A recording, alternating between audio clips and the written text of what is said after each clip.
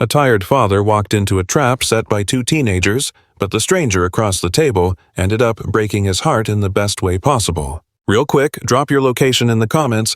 I love seeing where our global family is watching from today. It was 6:30 on an April evening when Trevor Dawson stepped into the Elliot Bay Cafe, fully expecting to discuss a massive wiring contract. He looked rough, dusty work boots, paint-splattered denim, and a flannel shirt that had survived too many construction sites without a wash. His daughter's soccer coach, Rivera, had pinged him earlier about a homeowner who was allegedly desperate for a full electrical overhaul on their property. Trevor was running on fumes after a 12-hour shift, but when bills are piling up, you don't say no to overtime, so he agreed to the Friday meeting. He swept the room, hunting for anyone who looked like a stressed-out property owner holding blueprints. Instead, his gaze snagged on a lady by the glass, looking elegant, solitary, and completely out of her depth. She was glued to her screen, checking the time every few heartbeats like she was bracing for impact. She didn't fit the client profile, but the hostess gestured toward that specific booth, so he trudged over. Clearing his throat, he asked, "Ma'am, you're the one needing the electrician, right?" She blinked, those deep brown eyes full of exhaustion, and replied, "Excuse me. No, I'm waiting on a blind date. It's a setup. My kid brothers are trying to meddle in my life." Trevor flushed crimson, realizing he'd crashed a private moment. "My bad," he mumbled. "I'm here for a job interview, basically." He was already pivoting away when she called out, "Hold on, what's your name?" "Trevor Dawson," he said. Her jaw practically hit the table. "Oh, wow, I'm Paige Hartwell." She shook her head in disbelief. "My brothers swore I was meeting a Trevor tonight." Silence hung between them for a long moment before Trevor unlocked his phone and held up the message from Coach Rivera.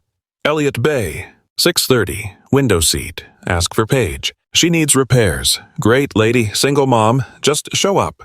Paige countered by flipping her screen around to show a message from someone named Evan. It read, "Date night 6:30, Elliot Bay Cafe. His name is Trevor. Single dad, cute 6-year-old, just one chance, please, do it for us." Trevor chuckled dryly.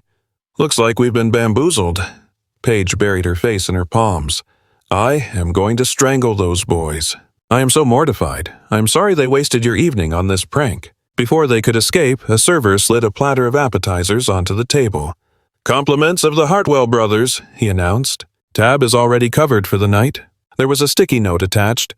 "Please stay. Just give it 1 hour. We promise he's worth it. Love, E and E." Paige looked like she wanted to melt into the floorboards. "I'm speechless. My 17-year-old brothers think they're Cupid." Trevor smirked. 17? Honestly, the coordination is terrifyingly impressive. The food smelled incredible, and he was already there, so Trevor slid into the booth opposite her. "So," he started, grabbing a napkin, "who are these masterminds, and why are they so desperate to see you date?"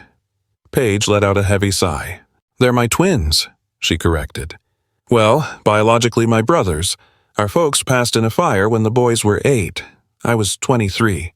I took custody immediately. I've been mom ever since." A familiar ache tightened in Trevor's chest. He knew exactly what that kind of weight felt like. "You've been raising teenage boys for 9 years?" he asked, voice soft. "You were practically a kid yourself. How did you survive that?" She opened up, describing how she had just finished community college when the world fell apart. She told him about the prestigious nursing scholarship she forfeited so she wouldn't have to uproot the boys from their childhood home. "I worked as a nursing assistant by day and took night classes," she explained. "Took me 7 years to finish a 4-year degree. But I made it. I'm running the pediatric ER at Seattle Children's now. And the boys, they're graduating with full rides to the University of Washington this spring." Her voice cracked slightly. "They move out in September. That's why they did this. They're terrified I'm going to be lonely." Trevor smiled, a genuine warmth reaching his eyes.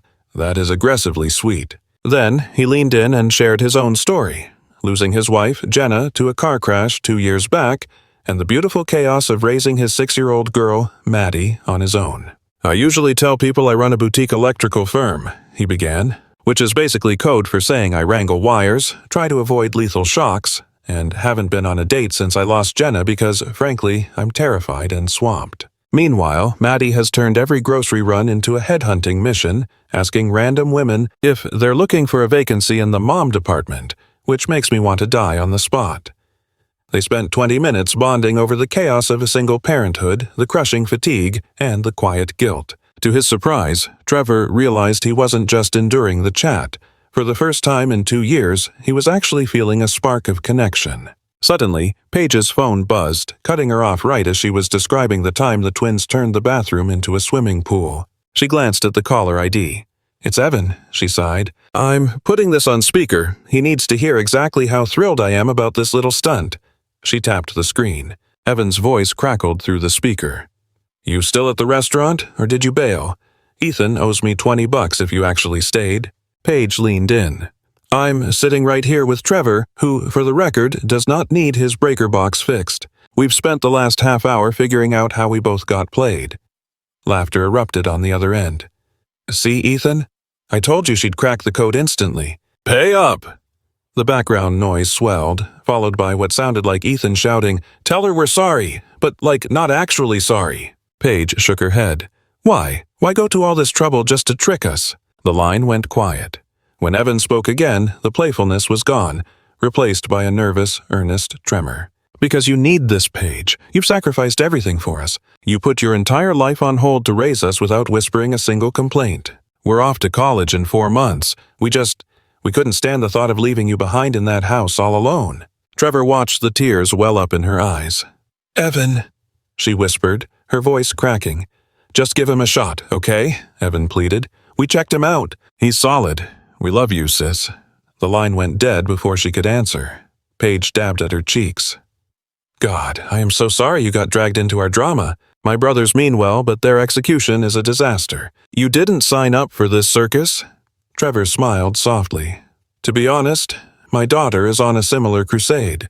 She treats finding me a wife like it's a covert ops mission. So, I think I understand exactly where their heads are at." They shared a laugh that faded into a comfortable silence. "Look," Trevor said, "we're already here. The bill is prepaid. We've both been outsmarted by our families. Why not just eat? No pressure, not a blind date. Just two people who know what it feels like to always come second in their own lives." A genuine smile finally broke across Paige's face. "All right, but I'm tipping the waiter extra, mostly out of guilt for my brothers hijacking your Friday." "Deal," Trevor agreed. "And you have to admit their matchmaking skills aren't terrible. If someone had asked me out the normal way, I probably would have bolted." They lingered for 3 hours, covering everything from the kids' antics and work stress to their guilty pleasure TV binges. When they finally stepped into the cool night air of the parking lot at 9:30, they were both shocked at how quickly the evening had evaporated. "This was amazing," Trevor said, turning to her. "Honestly, the best night I've had in 2 years. Could I call you? For real. Not because a couple of teenagers set a trap, but because I actually want to see you again." Paige typed her number into his phone, and the hug goodbye held a warmth that lingered long past the polite duration for strangers. On the drive home, Trevor's console lit up.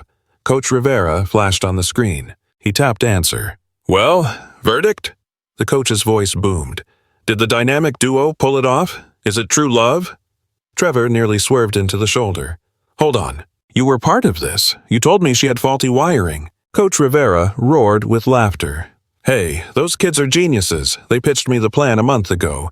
They needed a credible source to get you in the door. I was proud to serve in Operation Save Paige." Trevor couldn't help but chuckle. He'd been expertly played by 2 17-year-olds and half the city of Seattle. He parked in his driveway and just sat there for a moment in the dark, replaying Paige's smile and the way she spoke about those boys with a blend of frustration and absolute adoration. It dawned on him that being the victim of a blind date conspiracy might be the best thing to happen to him in a long time. That accidental dinner turned into a routine, stealing coffee breaks between her rounds at the hospital and his contracting gigs. And every time her name flashed on his screen, that high school flutter came back, which felt absurd for a 34-year-old widower, but he didn't mind one bit. 2 weeks in, Trevor felt ready to bridge his two worlds. Maddie, his 6-year-old, wasn't just his daughter, she was his center of gravity. If he and Paige were heading anywhere meaningful, she had to fit into that orbit. But the anxiety was eating him alive. Maddie had this heart-shattering habit of auditioning every woman she met for the role of mom, a tendency that usually left him wishing for a sinkhole to swallow him whole. The introduction happened under the pale sun of an early May Saturday at the local park. The moment Maddie locked eyes on Paige, she sprinted over like a heat-seeking missile. "Are you my daddy's girlfriend? Do you like princesses?" I lost my front tooth yesterday, she rushed on, inhaling enough air for a monologue. The tooth fairy gave me $5 whole. Paige immediately dropped to a crouch, meeting her eye to eye. I'm just your dad's friend right now. But I love princesses. Moana is my favorite because she's so brave. And wow, that gap in your smile looks awesome. $5 is a fortune. Hook, line, and sinker. Maddie was in love. For the next hour, she towed Paige across the playground, giving a grand tour of every slide and showing off her prized rock collection. Then, amidst the play, she dropped a bomb with the casualness of a child. My mommy died in a car crash. Do you think she can see me from heaven? Trevor's instinct was to rush in and shield them both, but Paige didn't flinch. I think she can, Paige said softly, holding Maddie's gaze. And I bet she's incredibly proud of how kind and smart you've grown up to be. Maddie mulled that over before firing her next shot. If you marry my dad, does that mean you'll be my mom too? Trevor felt the blood drain from his face. Paige just smiled, unruffled. That is a huge question for someone you just met, kiddo. How about we start with being friends and see where the adventure takes us? By week 3, it was Trevor's turn to face the firing squad. Paige invited him to dinner to meet the infamous twins, the architects of their meeting. Crossing the threshold, he was instantly blocked by 2 17-year-old boys. They were mirror images of each other, distinguished only by their uniforms. One in a soccer jersey emblazoned with the number 7, the other in a t-shirt serving as a canvas for dried paint. The soccer player thrust out a hand. I'm Evan. And this is Ethan. We're the puppet masters behind your love life. We need to talk. Now. Before Trevor could answer, they hauled him into the kitchen while Paige just rolled her eyes and busied herself with dinner prep. Ethan leaned back against the granite counter, crossing his arms. Listen, we ran a full background check. We interrogated Coach Rivera. We combed through your business reviews. You seem decent enough on paper, but there's something you need to understand about our sister. Evan tagged in. She is too nice for her own good. She doesn't brag. She will never tell you how incredible she actually is. So we're telling you, Evan continued, eyes narrowing. And if you hurt her, we will rewire your entire house. You'll spend the rest of your miserable life wondering why the lights flicker every time you flush the toilet. Trevor couldn't hold back a chuckle. Here were 2 17-year-olds posturing like protective fathers. That is completely fair, he said, raising his hands in surrender. I've got a 6-year-old daughter myself. I know that protective energy inside out. I respect it. The tension in the room snapped like a rubber band, and Evan grinned. Cool. You passed. Now the real question, are you a Seahawks fan? Because that is a deal-breaker. Dinner dissolved into debates over football stats, stories about Maddie's rock obsession, and Ethan showing off his portfolio of architectural sketches. From across the table, Paige watched them bond, a soft, contented look settling in her eyes. Walking him to the door later, she murmured, They really like you, you know. They don't usually let their guard down that fast. They love you, Trevor corrected gently. That much is obvious.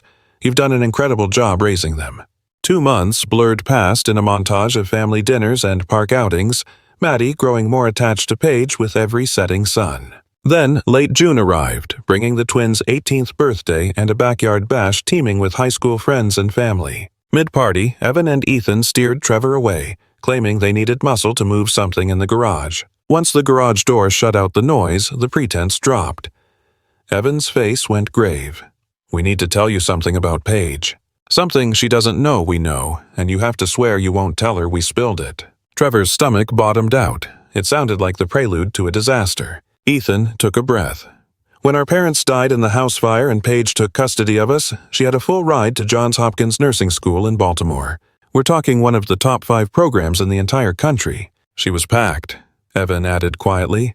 Dorm assignment, books, everything. Then the fire happened. She turned it all down without blinking. She moved us into a cramped 2-bedroom apartment and took a job as a CNA making $12 an hour. Ethan's voice began to tremble. She went to community college at night, after working 8-hour shifts, after making sure we were fed and in bed. It took her 7 years to finish a bachelor's degree that should have taken 4. And never once, he choked out, did she make us feel like a burden. She never acted like she regretted choosing us over her dream. Tears streamed down Evan's face as the truth spilled out. We stumbled across that acceptance letter last year while clearing out the attic. It was buried in a box with her old college keepsakes. That's when it hit us, what she actually walked away from for our sake. It broke us. Trevor felt a lump form in his throat. So that explains why you orchestrated the blind date. You needed to know she wouldn't be left behind when you two headed off to school. Both brothers nodded in unison. Ethan chimed in. We're off to the University of Washington come September. We get to start our futures because she put hers on hold, and the thought of her sitting in that big empty house terrifies us. That's why we concocted that whole plan with Coach Rivera and the fake meeting. Evan added, we needed a guy who gets it. Someone who understands what real sacrifice looks like. You're a widower raising a kid on your own. We knew you'd understand better than anyone else. Trevor wrapped them both in a bear hug. I swear to you, I've got her back. I'm staying right here. She's the brightest light in my life since losing Jenna, and I'm going to look out for her. The three of them stood there in the garage, sharing the weight of the moment, while upbeat party tunes thumped ironically in the distance. Things took a complicated turn in July when Linda and Tom, Trevor's in-laws, showed up unannounced from California, driven by guilt over not visiting Maddie enough. They walked through the front door and froze. There was Paige sitting on the rug braiding Maddie's hair while Moana played on the screen. Linda's expression turned icy. Trevor, kitchen, now, she demanded, using that specific tone that signaled an incoming explosion. After a few strained hellos, Paige read the room and whisked Maddie into the backyard to give them space. The back door hadn't even clicked shut before Linda unleashed. You're seeing someone? Jenna hasn't even been gone 3 years, and you've already swapped her out for some girl who looks like a college freshman? Trevor felt his temper flare. She is 32, and she's been raising twin boys on her own since she was 23, right after their parents passed. She isn't replacing anyone. I'm trying to build a future, to find some happiness again. Jenna would want that for both Maddie and me. She literally told me so before the end. Tom cut in. It just feels rushed, Trevor. You hardly know her. What happens if this falls apart? Maddie gets attached and loses another mother figure? I know she is gentle and endlessly patient, Trevor countered. I know she honors Jenna's memory rather than fighting it. I see how Maddie glows when she's around, and I know Paige understands what it means to give up everything for the ones you love. That's all the proof I need. Linda's posture relaxed, just a fraction. We're just terrified of seeing either of you get hurt again. You've already endured enough tragedy. Later that night, Linda cornered Paige at the sink while she was scrubbing dishes. I need to know you aren't trying to wipe my daughter from this house. Paige turned, meeting her gaze with steady eyes. Maddie speaks about Jenna every single day. She shares stories about baking cookies and playing dress-up, and I celebrate every word because Jenna is her mother, always. I'm not here to take her place. I'm just here to add a little more love to their world. Tears welled up in Linda's eyes. She pulled Paige into an embrace and whispered, Thank you for loving them both. It's clear that you do. September 1st arrived in a blur, and Trevor joined Paige to help haul Evan and Ethan into their dorms at the University of Washington, watching the twins lug crates up 3 flights of stairs. While Paige fought to keep her composure was one of the most gut-wrenching sights Trevor had ever seen. When the final goodbye came, Evan squeezed Paige until she gasped. You did this. You got us here. We owe everything we are to you. Ethan added, We're only 30 minutes out. We'll drive back every weekend if you want. We love you so much. Paige held it together until she reached the sanctuary of her car where she finally crumbled, sobbing until her shoulders shook. Trevor trailed her home and found her collapsed on the living room sofa. The space, once a disaster zone of teenage energy and game controllers, was now hauntingly quiet and pristine. I've lost myself, she wept. For 9 years I've been mom. Now I'm just Paige, and I don't even know who that is anymore. What am I supposed to do with all this silence? What is my purpose? Trevor sat beside her, gathering her into his arms. Your purpose is whatever you decide it is. You get to rediscover who Paige is outside of survival mode. And you won't be doing it alone because Maddie and I are right here. We're your family now, too. They sat in the stillness for a long while until Paige's breathing finally slowed. Trevor looked at her, marveling at the woman who had sacrificed her entire youth for 2 8-year-old boys. Those sneaky kids had handed her life back to her on a silver platter, all thanks to a deceptive little setup. Come November, they had found a comfortable groove, with Paige spending more time at Trevor's place than her own apartment. When Thanksgiving arrived, Trevor didn't just invite Paige, he brought the whole crew. The twins back from school, his parents, his sister, a swarm of chaotic nieces and nephews, and even Linda and Tom, fresh off the plane from California. Stepping across the threshold of Trevor's childhood home, Paige was hit by a wall of beautiful noise. Squealing children, overlapping laughter, and the rich aroma of roast turkey soaking into every carpet fiber. Trevor's mother wasted no time, enveloping her in a crushing embrace. "Finally! We've heard nothing but wonderful things. You're practically family already." Once the plates were cleared, Trevor nudged Paige toward the door for a quiet moment alone. They lingered in the backyard under a canopy of stars, watching their breath spiral into the crisp November chill. "I need to tell you something," Trevor started. "Back in June at the boys' birthday bash, they pulled me aside. They spilled everything. The acceptance letter to Johns Hopkins, the scholarship, every single dream you shelved to make sure they grew up okay. I see you, Paige. I see the magnitude of what you walked away from and the incredible woman you are because of it." Tears spilled over Paige's lashes. "I buried that deep. I never wanted that weight on their shoulders."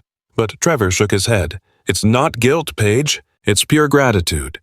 They wanted to return the favor, to give you the family you worked so hard to give them. That's the only reason this setup happened." He captured her hands in his. "I am falling for you, Paige. Hard. I know 7 months sounds crazy fast, but when you know, you simply know." Choking back a sob, she whispered, "I love you so much. It's terrifying. I can't bear the thought of ruining this." Trevor silenced her fears with a kiss. "We aren't going to ruin anything. We're just going to keep showing up, exactly like you did for your brothers." Holding her close against the biting cold, Trevor mentally high-fived 2 meddling teenagers who knew exactly what their sister needed before she did. By the time December rolled around, Trevor was ready to buy a ring, but this had to be executed perfectly. That meant bringing in the VIPs, his daughter Maddie and the twins. He rang up Evan and Ethan right in the middle of finals week. "I need logistics support for a proposal. You guys started this fire. You get to help me fan the flames." The boys returned for winter break armed with a strategy that rivaled their original dating scheme. On Christmas Eve, the trap was sprung. They dragged Paige over to Trevor's place under the guise of helping with a surprise for Maddie. As she stepped into the living room, she found the trio lined up, gripping a handmade banner that read, "Will you marry our dad, become our brother-in-law?" Trevor dropped to one knee beneath the twinkling tree lights, while Maddie vibrated with excitement and the teenage boys fought back happy tears. "Evan and Ethan conspired to bring us together because they love you enough to lie to your face," he teased gently. "Maddie already sees you as her mother, and me. I love you more than I thought possible after losing Jenna. Let's make this beautiful, messy, blended family official. Will you marry me?" Paige was crying too hard to speak, so she just nodded frantically. The moment the yes escaped her lips, Maddie launched herself into a tackle hug while the twins whooped in celebration. Trevor marveled at the fact that 2 17-year-olds had effectively architected his entire destiny. He had never been more thankful for teenage interference. They set the date for April 15th, exactly 1 year from that first accidental blind date. The twins micromanaged the details so intensely that Paige's maid of honor, Nora, whispered, "I have never seen dudes this invested in peony arrangements and table topography." At the intimate Italian bistro chosen for the rehearsal dinner, Evan and Ethan delivered a speech that decimated the room's emotional stability. Evan started, "Most people search a lifetime for someone willing to put them first. Paige spent 9 years giving up everything for us before we could even comprehend the concept of sacrifice." Ethan took the mic. "She was 23, full ride to Johns Hopkins, the world at her feet, and she chose 2 terrified 8-year-olds instead." Evan's voice broke. "We might be walking her down the aisle tomorrow, but we aren't giving her away. We're giving her back to herself. We're finally giving her the life and love she earned after a decade of ensuring we had ours." By the end, the entire restaurant was drowning in tears. The wedding was that perfect kind of chaotic. Nothing went to script, yet the love in the room was so thick you could touch it. When the music started, Paige didn't walk alone. She had a brother on each arm, Evan on the left, Ethan on the right. Seeing them in their sharp matching suits looking like men instead of boys broke her composure before she took a single step. Then came the question from the officiant. Who gives this woman to be married? The twins spoke in perfect unison. "We do, with all the love in the world," planting gentle kisses on her cheeks before passing her hand to Trevor. Little Maddie treated her flower girl duties like a sacred mission, meticulously counting her paces to ensure perfectly even petal distribution. Reaching the altar, she leaned in for a stage whisper that reached the back row. "I nailed it, didn't I?" The entire congregation erupted in affectionate laughter. Trevor's vows didn't leave a dry eye in the house as he began. Your brothers lured me into the greatest joy of my life under the guise of a boring client consultation. You showed me that sacrifice isn't about diminishing your soul, but discovering its true shape. And Maddie proved my capacity to love has no ceiling. As for Evan and Ethan, they taught me that destiny sometimes looks like a convoluted plot hatched by two teenage masterminds. Paige choked back tears during her turn. You proved that pouring my entire being into these boys didn't leave me empty. It prepared me to be filled with your love. Maddie showed me that my heart wasn't tapped out. It was just waiting to expand. And the twins? They taught me that the ones you save will eventually save you right back, gifting me a family I hadn't realized I was missing. Twilight settled over the garden reception as dinner wound down and the twins rose for the toast. Evan took the mic first. Everyone assumes we set up a blind date for kicks, but there's a deeper layer to the story. This was a calculated rescue operation for the woman who spent 9 years saving our lives. Ethan took over. We were 8 when we lost Mom and Dad. Paige was only 23, holding a golden ticket, a full ride to Johns Hopkins, one of the wildest nursing programs in the country. She buried that acceptance letter so deep most people don't even know it existed. Paige looked floored. She had assumed that a secret was safe, completely unaware the boys knew what she'd given up. Evan pressed on. She walked away from it all.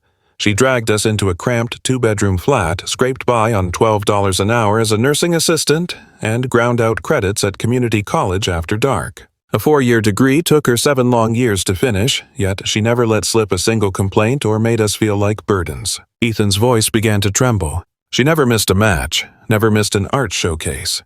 She'd come home dead on her feet from a double shift and still sit down to help us with algebra. Romance, travel, a social life, she sacrificed every bit of it to be the mother we lost. Realizing she'd never had a real partner broke us. We knew we had to intervene. Evan nodded. We weren't looking for just any guy. We needed someone who spoke her language of sacrifice. Enter Trevor, a widower raising Maddie on his own. We manipulated them into that first meeting because, honestly, sometimes love needs a little shove from the sidelines. Ethan locked eyes with the groom. Trevor, you aren't just gaining a wife today. You're signing up for 2 hovering brothers who will call incessantly and crash on your couch every single semester break. Laughter rippled through the teary-eyed crowd before Evan's expression hardened into seriousness. Look after her, Trevor. She's poured her entire adulthood into others. It's finally time someone took care of her. Trevor rose to his feet, voice steady. I promise you, for every day left in my life, she will be held. He dragged both brothers into a crushing embrace as Paige openly wept. Flash forward a year and the blended clan was thriving, with 8-year-old Maddie running the show and the boys visiting constantly. Paige was also 5 months along with a surprise addition, sparking a fierce debate between the twins over godparenting rights. I've got seniority by 4 minutes, Evan argued. Therefore, the title is mine. Ethan rolled his eyes. You don't get a medal for 4 minutes of existing. Paige laughed, shaking her head. You're both doing it. There are 2 of you. Split the shift. They established a ritual, returning to Elliot Bay Cafe every April 15th to toast their anniversary at the exact table where the scheme began. On year 2, a server slid a dessert onto their table accompanied by a handwritten card. Happy anniversary to our greatest creation. Thanks for trusting the process. Love, Evan and Ethan. 4 years post-wedding, Paige and Trevor sat in the bleachers at the University of Washington, watching the boys cross the stage to claim their diplomas. Paige was a mess of tears, prompting Trevor to quietly pass her his handkerchief. Finding them in the post-ceremony crush, Evan beamed. We actually pulled it off. We're graduates. You did incredible, Paige managed to say. I'm so proud. Ethan immediately shook his head. No, we did this. It was a team effort. You poured the concrete foundation, and we just framed the house. Look at what we built. You have your family, we have our degrees. We all made it. The photographer captured all 6 of them, including 12-year-old Maddie and the 3-year-old toddler. Paige stood at the center, anchored by the beautiful life 2 scheming 17-year-olds had constructed for her. Sometimes the ones who manipulate your path are simply seeing the destination you needed before you even knew you were lost. Trevor walked into a deceptive trap laid by 2 teenagers, a phantom business meeting that turned out to be a collision course with his soulmate. After 9 years of playing parent to her brothers, Paige was bracing for the silence of an empty house, but the twins refused to let her story end in solitude. Young Evan and Ethan grasped a profound truth that most people don't figure out until their twilight years. They realize that when someone burns their own dreams to keep you warm, you owe it to them to set their future on fire. They witnessed their sister trade her youth for their survival, so they set aside their teenage pride to secure her happiness. Orchestrating a complex heist of fake appointments and prepaid meals wasn't a prank. It was the most stunning letter of gratitude ever written. This went beyond playing Cupid.